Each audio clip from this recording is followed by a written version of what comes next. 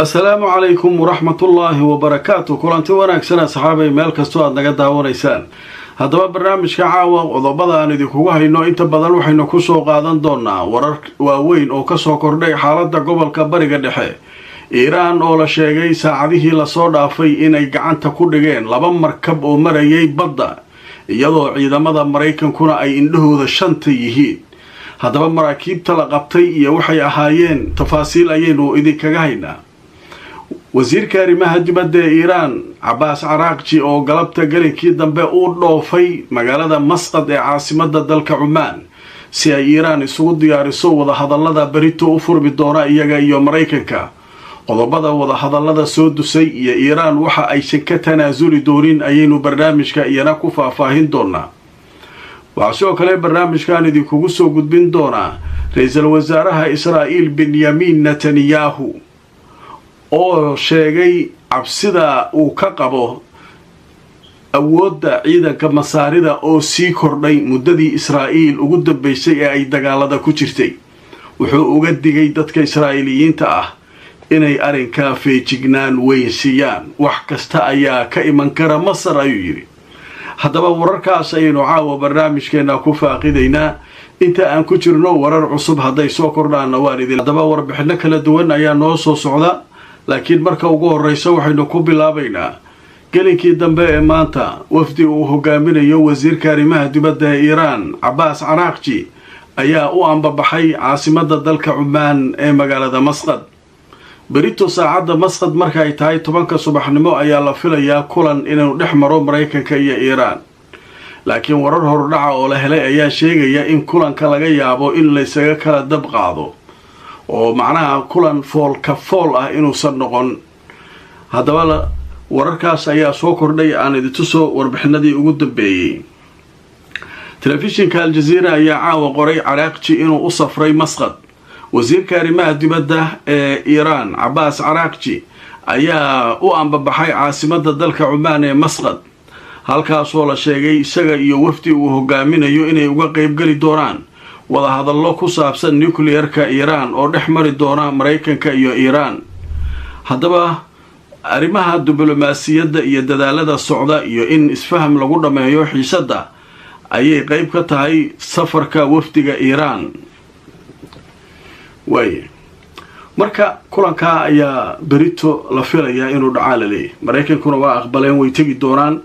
laakiin war horudhacaya Iiraan caawa soo saartay oo ku saabsan kulankaas.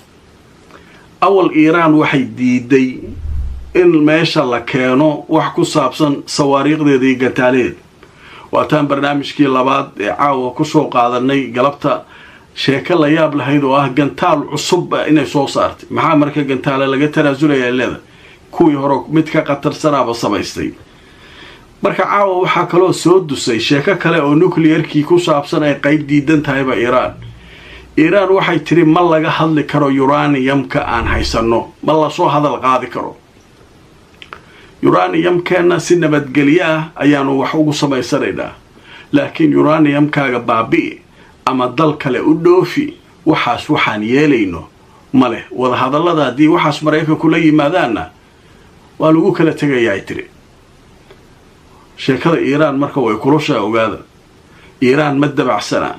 Iiraan hanjabaadda Trump wax ay u aragto ma laha la leeyahay. Iiraan waxay isku halaynayso lama yaqaana la leeyahay. marka beeshaas wax weyna ku jira la leeyahay. marka berito xataa haddii laga hadlayo nuclearka iyo uraniumkii waxay leedahay lama taaban karo uraniumkii ma baabi'inayo. gantaalahaba sheegin arrimaha ma lagu soo qaadi karo leedahay. marka waxaa leeyahay rajo badan oo kulankaa laga fili karo ma leh. laakiin laga yaabe in kulamo kale oo xiriira ay yeeshaan oo waqtiyo kala duwan ah. haddaba aan idin tuso marka wararkii ugu dambeeyay sheekada uraniumka. telefishinka Al Jazeera caawa wuxuu leeyahay Iiraan ayaa waxay sheegtay uraniumkeeda bacrimintiisa inay tahay khad axmar ama layn cas oo aan laga gudbi karin oo haddii wada hadallada la keeno inay Iiraan diidi doonto arrintaas. haddaba afhayeenka guddida amniga qaranka baarlamaanka Iiraan Ibrahim Ridai ayaa caawa sheegay in barnaamijka sawaariiqda Iiraan iyo sidoo kale bacriminta uraniumka iiraan haddii meesha lagu soo hadal qaado in iiraan ay ku tilmaantay mid aan la aqbali karin wadahadal ku saabsan arrintaas waxaas wax aan ka hadlayno ma ahanay leedahay marka arrinkan marka falanqeeyaashu waxay leeyihiin iiraan maba ka baqaysaba ninkan Trump la leeyahay wadahadalka waa in la isku ixtiraamaa waxaan waa rabnaa waxaan ma rabnay taagan tahay waa ku handadayaa waxaan sameey haddii kale waa ku burburinayaa waxaa doonta la imaa way taaganta sheeko marka halkaasee marka xiisadu maraysaa aljaziira marka caawa waxay wareysatay afhayeenka ciidamada maraykanka ee la yiraahdo taliska dhexe ee ciidanka maraykanka haddaba aan idin tusoo telefishinka aljaziira ayaa wuxuu leeyahay taliska dhexe ee ciidamada maraykanka waxay sheegeen ciidankoodu inuu diyaar u yahay howlgal kasta oo amar lagu siiyo inay fuliyaan haddaba afhayeenka taliska dhexe ee ciidamada maraykanka ninka la yiraahdo Tim Hawkiner ayaa sheegay xoojinta ciidamada dheeraadka ee la geeyay gobolka inay markaa ka dhigan tahay hadafka fulinta howlgallo haddii lagu amro ay fulin karaan ciidamada iyo sidoo kale inay markaa ilaaliyaan masaalixda maraykanka ama danaha maraykanka ee halkaas iyo sidii looga hortagi lahaa wax kastoo khatar ah oo ay ka mid yihiin kooxda Daacish iyo waxyaabaha la midka ah maraykanna muxuu leeyahay ciidankeenu hadda waa diyaar ayaguna meesha waxaa lagu cabiray inay wixii ay sugayeen u yimaadeen waxay u taraanba gantaalaan geenaynaa halkan gantaalaha halka ku rakibayna waxooda waa rakibteen sida hadda waraysiga ninka laga qaaday xidiglaha ay markaa aljaziira wareysatay afhayeenka ah uu sheegay marka xaalku halkaas ayuu marka marayaa haddaba sheeko kaloo yaab leh ayaa iyana soo baxday oo ku saabsan ninkii Netanyahu ahaa inuu leeyahay Masar intii aan dagaalkan iyo rafaadkan Gaza iyo Lubnaan iyo ku mashquulsaneen ciidankeedu waa sii dhismayay awood badanna waa yeeshay Masarta naqiinay ma aha haddana heshiisyo cusub ay gashay Turki iyo meelahan iyo kulli marka wuxuu leeyahay arintaa waa khatar dadka Israa'iiliyiinta waxaan uga digayaa Masar annaga waxaan ka baqaynaa uu leeyahay Masar haddaba marka hore aad intuso kadibna arintan waxay falanqeeyaashu ka yiraahdeen waa u gudbi doonaa aljaziira waxay leedahay Netanyahu wuxuu ka digay inay sii kordhayso awoodda ciidamada Masar inay sii kordhayso haddaba warkan waa sii socday waxaa leeyahay warbaahinta Israa'iil ayaa sheegtay in ra'iisul wasaare Benjamin Netanyahu uu ka digay arintaas xilli uu kulan albaabada u xiran uu la qaatay guddida qaabilsan dhinaca difaaca ee baarlamaanka Israa'iil ee la yiraahdo kaniisadka kulankaana wuxuu dhacay gelinkii dambe ee maanta oo Khamiis ah wuxuu sheegay in Masar awoodda ciidankeeda ay sare u qaaday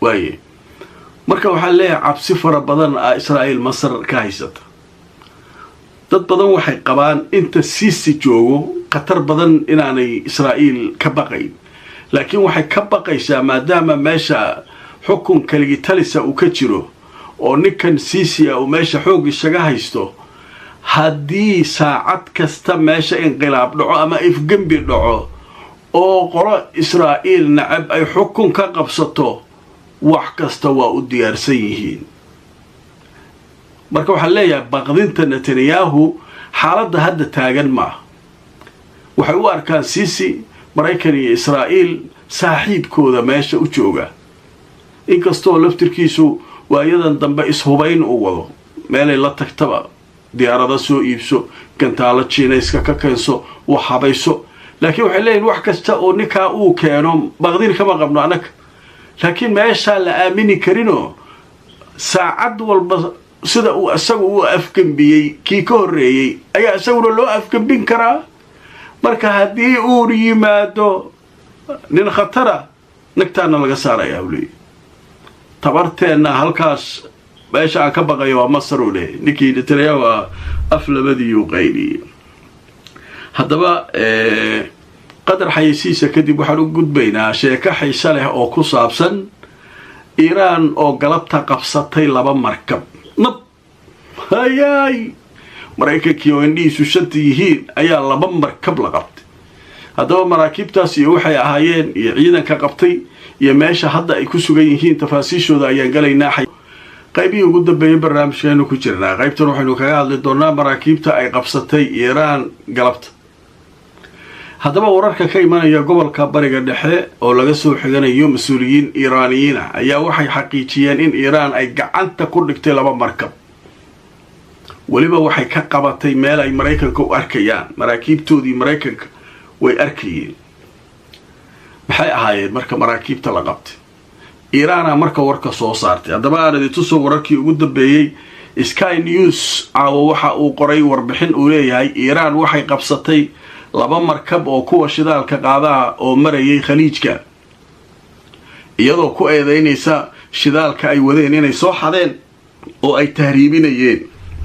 haddaba warbixintu way sii socotay. waxaa leeyahay telefishinka rasmiga ee dowladda Iiraan ayaa caawa Khamiisa waxa uu sheegay in Tahraan ay maanta galinkii dambe ay gacanta ku dhigtay 2 markab oo la sheegay inay marayeen gacanka khaliijka. waxaana la sheegay maraakiibtan inay ahaayeen kuwo tahriibinayay oo soo xaday shidaal. haddaba warbixinadu waxay sheegayaan oo ku saabsan arrinkan inaan weli faahfaahin laga bixinin maraakiibtan cidda iska lahayd iyo calanka ay wateen, inaysan weli wax tafaasiila Iiraan ka bixinin. laakiin generaal la yiraahdo Haydar Hanriyan oo ah ciidamada gaarka ah ee ilaalada kacaanka ayaa wuxuu sheegay in 2 markab ay wadeen ku dhawaad 1,000,000 litir oo shidaal ah oo markaa 630 barmiil oo diesel ah oo ay ku tilmaameen inay ka soo xadeen dalalkan carabta. waxaana la sheegay in ay qabteen oo lagu qabtay meel ku dhow jasiiradda la yiraahdo Farisi ee Iiraan. waxaana loo kaxeeyay meesha la yiraahdo Boshar. inta badan marka maraakiibtan Iiraan way qabataa, wixii saaranna way la degtaa, wixii shaqaalahana waxay geysaa maxkamad, waa la xukumaa. inta badan shirkado Mareykanka iyo waxa kan ku lug leh ayaa tahriibintan ka shaqaysta la leeyahay, inkastoo Mareykanku ay ka gaabsadaan. marka maraakiibtaas sababta meesha ay isugu soo haleeyeen, maraakiibta waxay xaluulinayeen meel u dhaxaysa maraakiibta Mareykanka iyo kuwa Iiraaniyiinta. waa tii maalin hore markab Mareykanku leeyahay uu baxsaday oo ka cararay. hadda galabta 2 waa la soo qabtay. waxaasoo dhan marka isku soo duub waxay muujinayaan Iiraan inaysan baqdin yar ku jirin. wax ay baqdina ciidamo Mareykan halkan jooga iyo waxaas dhan kama baqayso. waataan barnaamijyadeedii hore ku soo qaadanay diyaarad daroor ay leeyihiin markabkoodii khatarta inay dul tagtay oo markaa la soo riday diyaarad kale inta u kaciyeen Mareykanka. marka waxaasoo dhan marka la isku soo duubo waxay muujinayaan iyo shuruudaha Iiraan ay xirayso wada hadallada iyo meeshan laga wareejiyo halkan hana loo keeno wada hadallada. waxaasoo dhan awood ayay isbidaysaa leey. haddaba marka waa la arki doonaa wixii warar ay soo kordha. waxaan idinkula socodsiin doonaa barnaamijyadayda haddii Allah raali ka noqdo. ku xirnaada mar walba barnaamijyadeena xaqaa'iqa ku salaysan, innagoo mar walba idin la wadaagna macluumaadka iyo wararka cusub ee soo kordha. fadlan like gareeya oo share gareeya barnaamijka. haddaad nagu cusub tahayna ha iloobin inaad YouTube-ka ka samaysato subscribe si aad noogu soo biirto oo aad uga mid noqoto dadka ku xiran barnaamijyadeena. haddaad ku cusub tahay Facebook-geena follow garey. inta aan mar kale barnaamijka lamida ku kulmayno meel kastoo aad joogtaan, nabadgelyo.